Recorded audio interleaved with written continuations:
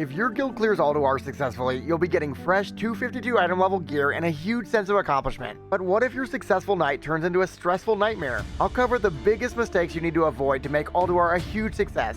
First up, forcing hard modes. Sure, there's nothing more enticing than the 252 item level hard mode loot, but your phase 1 gear just isn't designed for downing hard modes, making the experience frustrating. Instead, I'd recommend planning to add specific hard modes in week 2 and 3. You'll barely miss out on the loot, and as an added bonus, your guild won't disband. Next up, doing 25 mans first. Unless you're going for server first achievements, 10 mans make way more sense for day 1. You'll be able to replace so many pieces with the 225 item level normal mode gear, giving you a huge boost in 25s. The 10 man versions of Ulduar are just easier too, which means it's a great way to learn the fights in a relaxed environment. Now that leads me to another huge mistake, not learning the fights. No matter how good your gear is, if your guild doesn't understand the fights, it's gonna be a mess. That means brushing up on documents and videos before you're inside the raid. And if you've been monologuing like Abraham Lincoln before every boss, think again. One study showed that only 41% of information is retained in a typical 15-minute lecture.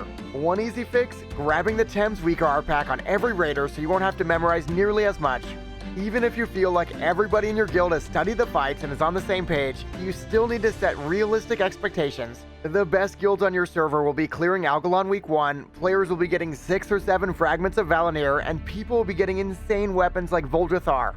This could easily lead to a demoralizing night, or even worse, players leaving your guild. The worst thing for your guild morale would be to be too focused on the success of other guilds compared to yours. Also, make sure to set expectations for who will be getting what loot.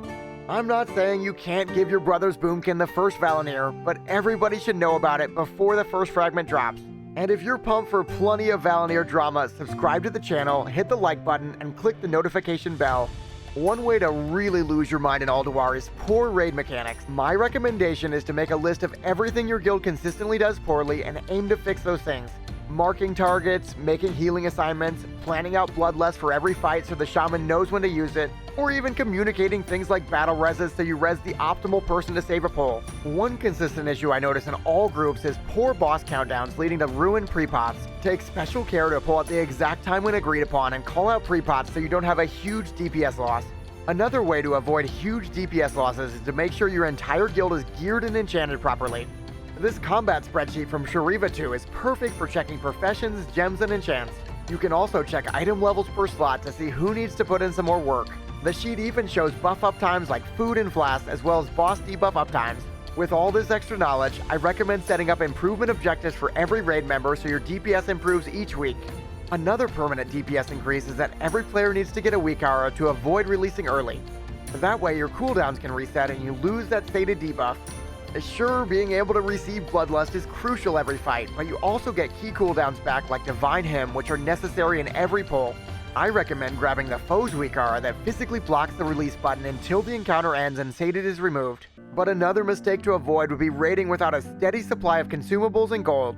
Check out my 500 gold per hour fishing guide to get stocked up now.